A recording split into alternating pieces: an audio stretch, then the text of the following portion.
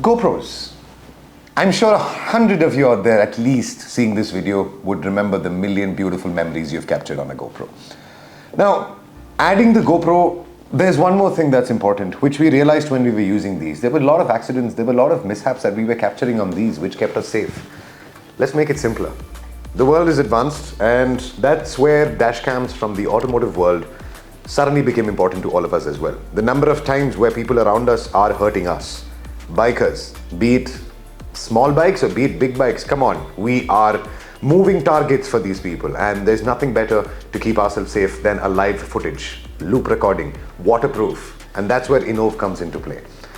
With a beautiful system of K3 and K5 being the model names, with 180 pi or 4K resolution in terms of recording, these guys are a benchmark when it comes to making sure your trips are captured, and at the same time you have footage which you can immediately pull out if you need to show somebody or to make sure there is something that has happened on the road and you want to prove it. We look into depth of that. Let me show you how to install the Innovv. It is bloody simple when it comes to it. When you look at simplicity, there is one unit that works from a 200cc motorcycle to a 1250cc or a 1600. It's the same thing. Let's dive into the depth and let's understand how simple this is, and also how important and how wonderful these things are. Now, when you look at the installation of Innovv, let's open the package, and what you will actually find is, in this specific kit, you will find the DVR kit, which is integrated to the front camera.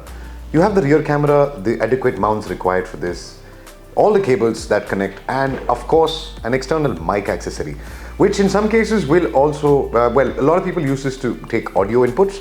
Some people actually put it onto the rear near the exhaust so that you can capture amazing exhaust noises. With the sound dampening and the noise cancellation that it approves, yes, the output is brilliant when it comes to the sound as well. Now that we've opened the package, we are going to look at how to get this set up. Let's sort everything on the table. Your camera equipment is there. We have a specific clamp for a specific model of bike. If you're doing this for a 1250 GS or a GSA, please make sure you add the front DVR mount kit option. It will make sure the camera sits right above the headlight on the left next to the number plate and does not interrupt the windscreen movements or any other external accessory that you will add there. Now, once that is done, we've got the front camera in place. We will look at routing the wires. How do we start this? Let's start with the first and most important connection of this. Let's tap it into the battery. For every bike that is not supported by a hex easy can or a power control module, you will drop the battery directly into the hardware, which is your battery terminal itself. You will have an accessory dropout, which will make sure the trigger is integrated to make sure this turns on when your bike turns on. If you have a hex easy can or a power control, you will go ahead and do the same to the unit. Power draw will happen from the battery, however, trigger will happen to the hex easy can. Now that you've completed this, we will route the wires obviously to the front, under the tank or through the chassis, and get it as close as possible to the front point of the bike. Please make sure before you install this completely, you will have to see, is your vision clear?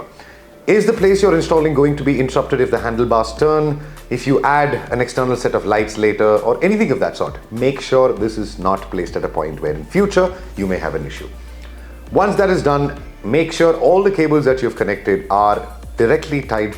All the bolts and nuts are Loctited and riveted or torqued to the absolute value that is recommended.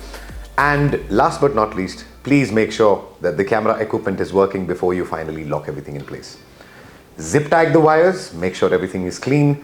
The rear camera usually sits underneath, well, I've personally seen a lot of bikes do it next to the indicator, under the rack system for the luggage mount, where we take a bolt from the luggage mount as the tertiary hold for this, the clamp that comes in.